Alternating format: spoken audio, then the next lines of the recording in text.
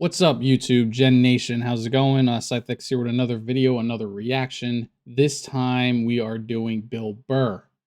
Um, we haven't gone down the rabbit hole of comedians yet, and Bill Burr, in my opinion, is at the top. Um, it's probably a mistake because you start at the top, you can only go down at that point. But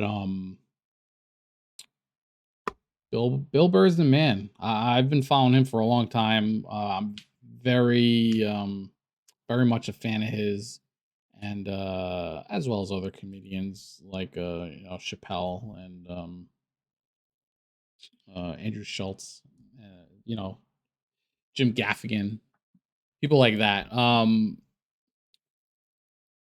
So yeah, we've been doing a lot of try not to laugh challenges, and some have been good, some have been bad. But this time, I just want to go down the rabbit hole and listen to comedian skits. So, without further ado, this is Bill Burr on canceling dead people. I haven't really been watching a lot of stand up in probably the last couple years, to be honest. So, there's a lot of material out there that I have not seen. There'll probably be some Bill Burr and other comedians that skits that I'll run into that I've seen before. But either way, they're funny. So, probably watch them anyway and laugh with you guys. So we'll see what happens. But I have yet to hear this one. I think this is off of his new special or more recent special. So we're going in blind together. So Bill Burr on canceling dead people. How do you cancel dead people? But all right, we'll get into it. Let's see what he says. Sean Connery died. The great Sean Connery. Yeah, my favorite James Bond of all time.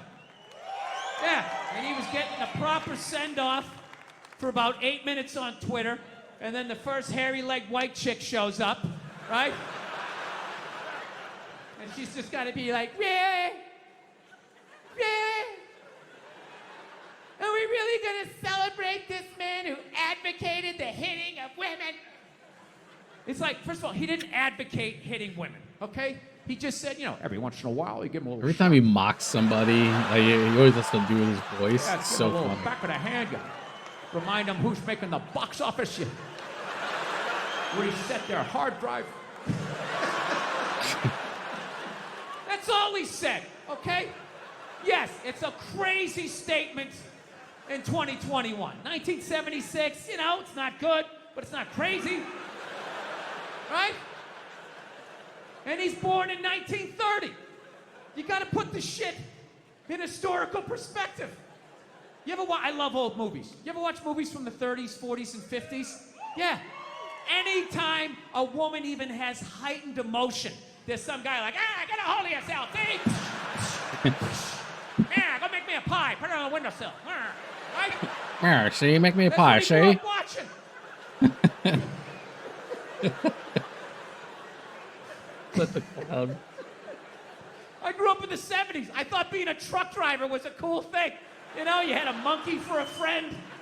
You're going around, chicks showing their titties. I thought that was the world. I had no idea. That's what I was watching. My thing is okay, so if you're going to cancel all of these fucking dead guys, and you're going to shit all over them after they're dead and they can't defend themselves, why are you only going after men? What about all the horrible women in history? You can't just go after the men. That would be sexist. And this is what they don't want.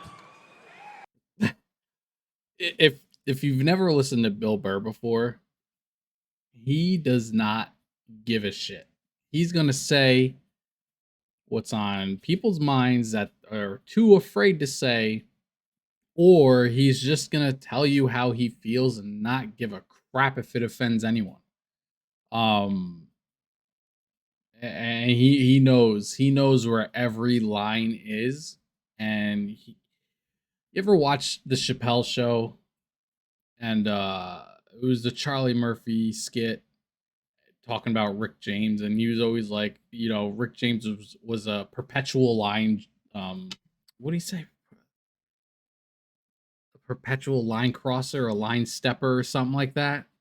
That's pretty much Bill Burr, like on stage. He knows where every line is, and he's just gonna constantly just one foot over and hit you with that punch in the head with like, oh god, he said that, and then he'll kind of reel it back in a little bit, but he's constantly crossing that line to get a laugh, which that's to be fair, that's what comedians should be doing. The idea that you need to um tone a comedian down or appeal to respect people's feelings or things like that. That's not the job of a comedian. The comedian is to say wild shit just to make you laugh. It doesn't matter. Like, is it going to be offensive? Yes, sometimes it will be. But that's the point. He's doing that on purpose. The comedian is doing that on purpose. Um, if no one, if anyone can do it, it's got to be the comedian. Because they're doing it in a joking manner. There's no hatred in that. Like, you know what I'm saying? You know what I'm saying? Like, I don't know. Comedians get a lot of flack nowadays because um how sensitive the world is now. So I've heard a lot of comedians talk about it. It's like this is their job. They're supposed to cross that line and make you uncomfortable. And when you're uncomfortable, most of the time you're gonna laugh at something funny that you're uncomfortable laughing at. And that awkwardness and uncomfortableness, especially when you're at a live show and you're seeing other people uncomfortable and laughing, and you're like, okay, everybody's laughing. It's just that's their job. They're supposed to bring you to that space, that zone. And Bill Burr is at the top of his game with that. So let's continue. What about Coco Chanel? Great example. Coco Chanel, widely considered a feminist icon. She started her own purse factory, right? The 19 teens or 20s, whatever the hell she did. I can't imagine the sexism that she had to deal with, It's an amazing accomplishment. He's got a point though. People obviously the things that they said in the past are awful. There's got to be like he's making sense when it's like it was the era, like the way people treated other people um in a certain time period. It was different. Like let's say like our normal is not their normal. Their normal is not how it is now. It was just the way their world was and society was of all races and you know genders and whatever. Like everyone's world was different in that time period, and I don't know. He has a point with this. Accomplishment, hats off to her, right? However, she was also a Nazi sympathizer. Yeah, that's like half her fucking Wikipedia page. Just sitting there, waiting for someone to read it. Right out in the open, nothing. So evidently what happened was, in World War II, old Adolf came rolling into town, okay, with his tanks with the Porsche engines in them, took over the town in like fucking 90 minutes. She freaked out. She closes up her shop, right? Figured out where all the head Nazis were staying, what hotel. She moved in there, and she started a relationship with one of the Nazis. Yeah, she started fucking a Nazi. You ever see those Holocaust videos? Huh, with those piles of kid shoes? Yeah, she was sucking the dick that did that. Now, just to refresh my memory, what did Sean Connery do again? Oh, every once in a while you give him a little slap. That's what he did. She's sitting there like, hey, Adolf, what's going on? so sold out her own country, she had to flee it at the end of the war. And I have no idea how many dicks she had to suck to get back in it. But I'll tell you, despite all of that, I still don't judge her. I don't. Because I've never been in that situation. You know, I've never been in a country where all of a sudden the most powerful army the world has ever seen comes in and takes it over in a couple hours. She must have been terrified, right? And she's a woman. You know, she's into fashion. They show up with those Hugo Boss uniforms. You know, her knees buckle a little bit.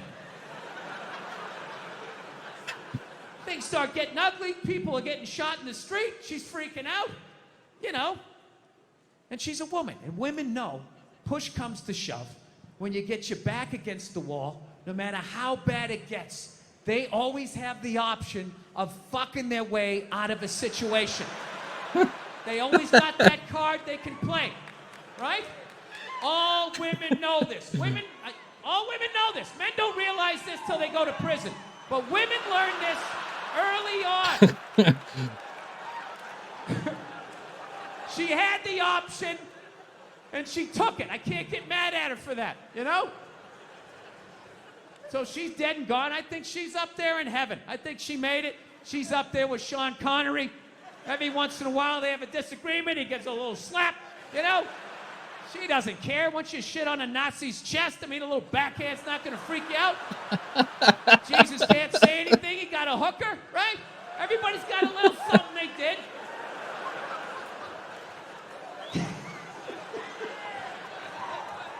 Yeah, there you go. So, still buy your Coco Chanel. She's still a hero. She was a victim. She was a victim of that time. Oh man, Bill Burr canceling dead people. Like I was saying, and obviously what he was saying, your time period, your time period determined pretty much how everyone acted.